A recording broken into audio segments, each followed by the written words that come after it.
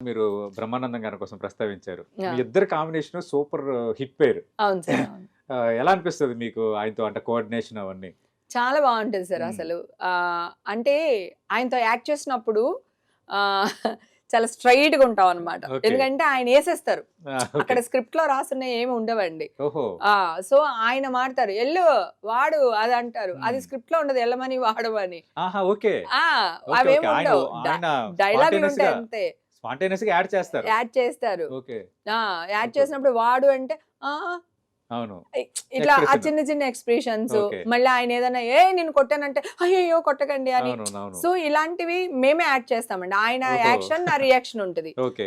ఆయనకి నాకు కోవెసరళ్ళ గారికి నాకు బాగా ఓకే. ఇదైనాయండి. అవును. ఆయన పక్కన. ఆయన కూడా అంటారు. అవును. "మీరిద్దరూ నా పక్కన అసలు పోటాపోటీనే. అవును. మీరొస్తే గనక నేను కూడా ఆ టెన్షన్‌లో అవును. ఉండాల్సొస్తుంది" అవును. అని. అలాగే ఆయనున్నప్పుడు మేము కూడా అంతే కామెడీ ఇదిగా బాగా పండింది. బాగా అండి. మీరు మీ బాగా. క్యారెక్టర్స్ కూడా కాంబినేషన్స్‌లో. అంత మంచి రాసేవాళ్ళు సార్ అప్పుడు. అవును. రైట్. ఇప్పుడెక్కడున్నాయి సార్? అవును. అన్నీ హీరోనే చేసేస్తున్నారు. అన్ని కరెక్టే. హీరోయినే చేసేస్తుంది. రైట్. ఇప్పుడు రైట్. అంత మంచి క్యారెక్టర్స్ లేవు. మరి ఓకే. భగవంతుడి దయ వల్ల ఫ్యూచర్‌లో రావాలని కోరుకుందాం. హ్మ్. ఎందుకంటే నేను యాక్ట్ చేయాలనుకుంటున్నాను గనక. రైట్.